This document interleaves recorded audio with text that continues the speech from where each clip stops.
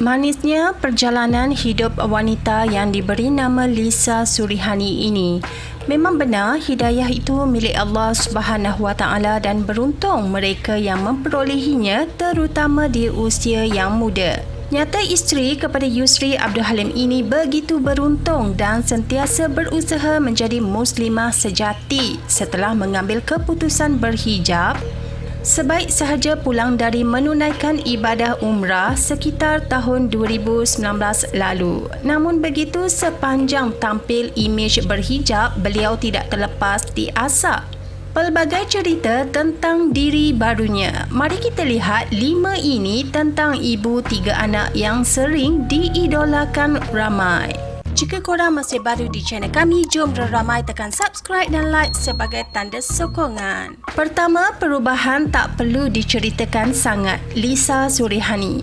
Datin Lisa Surihani seboleh mungkin enggan terlalu bercerita dan berkongsi secara umum tentang perjalanannya berubah ke arah yang lebih baik. Jelas pemegang 3 trofi Festival Filem Malaysia ini, setiap manusia yang istiqomah berubah mempunyai perjalanan masing-masing.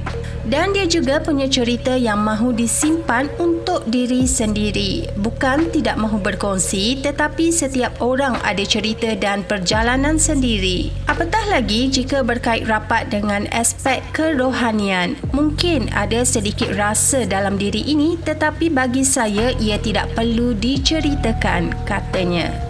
Kedua, Lisa berhijab selepas tunai umrah.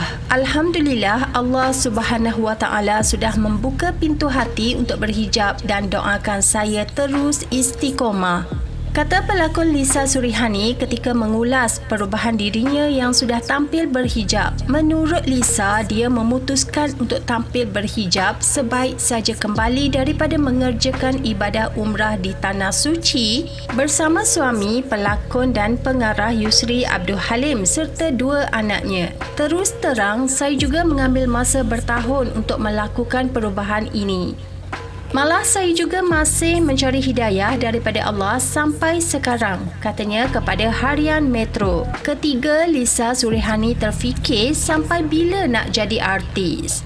Pelakon Lisa Surihani pernah terfikir apa akan dilakukannya jika dia meninggalkan kejaya seni berikutan pembabit yang sudah lama dan sudah berkeluarga.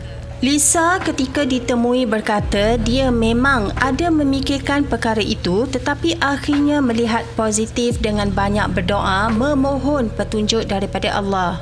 Lagipun sebagai seorang manusia yang berkejaya dalam apa bidang sekalipun, pasti pernah terfikir perancangan jangka masa pendek dan panjang untuk dilakukannya dalam hidup. Maklumlah sampai bila nak terikat dengan satu-satu kerja saja dan usia pun makin meningkat. Jadi untuk saya memang setiap hari berdoa mohon petunjuk daripada Allah, katanya. Keempat, saya berhijab bukan atas suruhan Yusri tapi Lisa Surihani. Lisa Surihani menjelaskan dia memakai tudung bukan kerana disuruh oleh suaminya Yusri Abdul Halim. Menurut Lisa, dia masih berusaha untuk mencari hidayah dan membuat keputusan memakai hijab adalah bukan perkara mudah. Perkara ini bukan atas suruhan suami saya, tapi mungkin saya dapat rasakan yang dia ingin saya buat keputusan sendiri. Ia bukanlah keputusan yang dilakukan semalaman. Saya telah lama memikirkannya tentang perkara ini. Sebab saya berhijab juga adalah peribadi. Saya tak nak cakap saya mendapat hidayah, saya masih berusaha mencari hidayah. Apa yang saya lakukan adalah berdoa agar sentiasa diteguhkan hati, kata Lisa kepada Gempak. Kelima, sejak berhijab, Lisa Surihani terus istiqomah dan panjat doa agar ikhlas mendalami ilmu tajwid. Lisa Surihani terus berusaha memperbetulkan diri dan berdoa agar segala usahanya biarlah ikhlas dan tak jemu untuk belajar. Subhanallah, ya Allah, izinkan aku tetap dalam keadaan ikhlas. Sungguh aku jauh ketinggalan, tetapi aku berharap dengan izinmu aku tetap istiqomah untuk memperbaiki dan menyempurnakan tajwid aku. Saya selamanya seorang pelajar, kongsi Lisa Surihani yang menerima undangan belajar tajwid Al-Quran di Secret of Tajwid With Zainab Talha, ramai wanita yang belajar Al-Quran dengan Zainab Talha yang sedang memburu PhD dalam pengajian Al-Quran di Universiti Malaya ini termasuk Wardina Safia.